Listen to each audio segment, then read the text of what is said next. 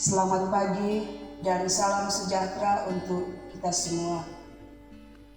Ibu bapa, saudara-saudari yang dikasihi oleh Tuhan kita Yesus Kristus, puji dan syukur kita persembahkan kepada Tuhan karena kasih dan berkat-Nya. Dia masih memberikan kita berkat sehingga kita masih menikmati hari yang baru. Oleh karena itu, sebelum kita melaksanakan aktivitas, tugas dan pelayanan kita di pagi hari ini, di sepanjang hari ini, mari kita awali dengan mendengarkan firman Tuhan yang terambil dari Mika 7 ayatnya yang ke-8. Sebelum kita membaca dan merenungkan firman Tuhan, mari kita berdoa. Bapa yang di surga, Bapa yang kami imani melalui Putra-Mu Tuhan kami, Yesus Kristus. Puji dan syukur kami persembahkan kepadamu karena kasih dan berkat-Mu melimpah dalam kehidupan kami. Sehingga di sepanjang malam yang telah berlalu, Kau telah menjaga dan melindungi kami. Bahkan di pagi hari ini, kami masih boleh menikmati berkat dan anugerah Tuhan, nafas kehidupan dan hari yang baru. Bapa yang di surga, sebelum kami melakukan segala aktivitas kami di sepanjang hari ini, kami hendak mendengarkan firman.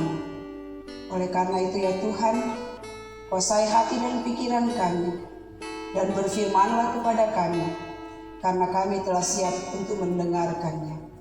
Hanya di dalam nama Tuhan Yesus, kami berdoa dan mengucap syukur kepada Bapa di surga. Amin.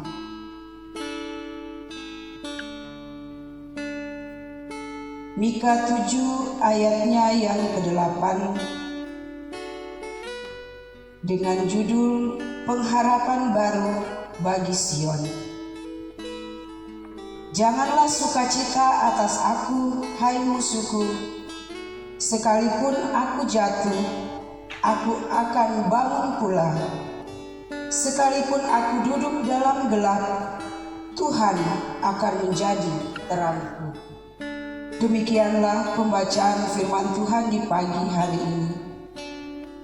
Bapak, Ibu, saudara-saudara yang dikasihi oleh Tuhan kita Yesus Kristus, situasi dan kondisi tidak menyenangkan, terutama situasi di mana kita atau seseorang direndahkan.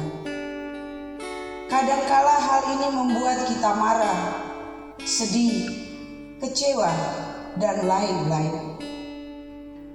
Kaum Yehuda mengalami situasi hari-hari gelap karena hukuman Allah atas dosa-dosa bangsa itu.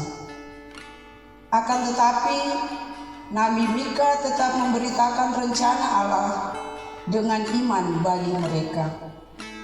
Dan Nabi Mika mengajak mereka untuk melihat atau memandang lebih jauh dari kemenangan sementara musuh-musuh atas Israel. Persekutuan yang dikasihi oleh Tuhan kita Yesus Kristus, Mika ingin menyampaikan pelajaran penting bagi kita hari ini adalah melihat kegembiraan dan kebahagiaan musuh-musuh atas kemenangan mereka sehingga merendahkan orang lain. Oleh sebab itu, pelajaran pertama bagi kita adalah bagaimana sikap kita terhadap musuh. Kita diingatkan untuk tidak merasa senang atas kekalahan atau kegagalan musuh. Kita tidak boleh bersukacita atas penderitaan atau kesulitan yang dialami oleh musuh kita. Yang kedua, kita tidak boleh membalas atau memperburuk hubungan dengan musuh. Sebagai gantinya, kita harus memaafkan dan mencoba menjalin hubungan yang baik dengan mereka. Dan yang ketiga adalah tetap berpegang pada keyakinan dan ketergantungan kepada Tuhan. Meskipun kita berada dalam situasi yang sulit sekalipun atau dikejar-kejar oleh musuh, kita harus tetap percaya bahwa Tuhan akan memberikan jalan keluar dan menjadi terang yang memandu kita. Jemaat yang dikasihi oleh Tuhan kita Yesus Kristus, pelajaran yang kedua adalah Tuhan akan menjadi terangku. Dalam ayat ini mengandung makna yang sangat penting bagi kehidupan kita. Hal ini menunjukkan bahwa kita berada dalam kegelapan atau situasi yang sulit. Tuhan akan menjadi terang yang memandu kita untuk keluar dari kegelapan. Dengan kata lain, ketika kita mengalami kesulitan, masalah, atau tantangan dalam hidup kita dapat mempercayakan diri kita hanya pada Tuhan Allah, dan Tuhan akan memberikan jalan keluar atau solusi bagi kita. Jemaat yang dikasihi dan diberkati oleh Tuhan kita Yesus Kristus, belajarlah untuk tidak merendahkan orang lain, karena kita semua adalah insan ciptaan Allah yang mulia. Dan dengan iman kita, yakinlah Allah itu terang bagi kita yang terus menuntun perjalanan kehidupan kita di dunia ini dari hari demi hari. Dan marilah di masa Advent ini kita mempersiapkan hati dan hidup kita untuk menyambut Sang Putra Natal di dalam palungan hati kita. Amin. Mari kita berdoa. Pujian, syukur, dan hormat kami persembahkan kepadamu, ya Allah, ya Tuhan kami, karena Engkau terus memberkati dan melindungi kami. Kami telah membaca dan merenungkan akan firman-Mu.